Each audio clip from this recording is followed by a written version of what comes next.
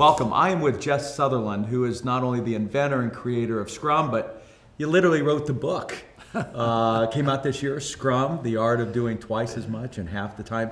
Unbelievable detail of what it is that we can really accomplish in terms of increase in productivity in our companies.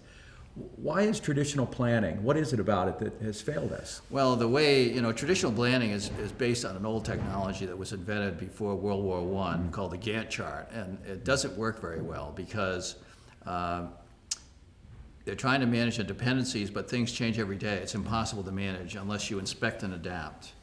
So Scrum is designed to get people looking every day, how would we change what we're doing in order to achieve the goal? And it's really that inspecting and adapting that really makes things go fast. And I thought you used a great analogy just coming off the stage there around a football team and its huddle. Right. Share that. I thought it was a perfect example. Tom Brady's in the huddle, he just got sacked. He doesn't want a status report. He wants to know, I don't want to get sacked to the next play. Yeah. Somebody says, we got this problem over in the left end. Well, we need to change the way the players are set up. And then the whole line shifts. That's what we need to be doing every day in our work in order to maximize delivery. Instead of these big, massive plans that go awry. You follow the plan, and within one day, the plan is no longer relevant in terms of getting things done quickly. And real companies are using these tools. In the software world, it's virtually 100% of software companies are doing some Scrum, and all the best companies are totally Scrum. Silicon Valley today is a sea of Scrum.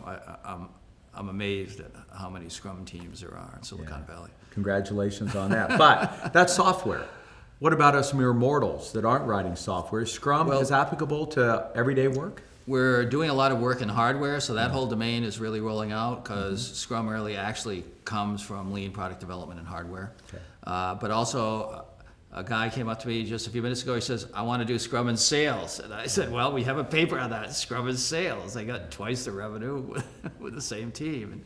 And, like they said, working in a wolf pack delivers more meat. That's kind of, so Scrum is sales.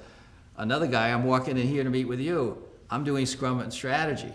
What about that? Can we use that? Well, that strategy business, I come out of a fighter pilot background. John Boyd, the world's best fighter pilot, had the OODA loop, observe, orient, decide, act.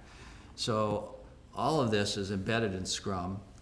So we're seeing it use, a financial guy came by. I'm doing, IRS reports for millionaires. Could I use Scrum? Well, if you can get the finance guys to work as a team, you can get twice as much work done in half the time. The challenge is, can you get these siloed financial guys to actually team play? Yeah, and that's what I wanted to do with this interview. I wanted to convince everyone that you have to read this book. I think one of the best books that's it's coming out in 2015, and it can have this impact, I think, anywhere inside your organization. So, Jeff, thank you so much for finally getting it codified for us in an easy-to-read fashion. You really are changing the world and making a difference, and that's important to us at Fortune. Yeah, well, thanks a lot. You bet, Jeff. Appreciate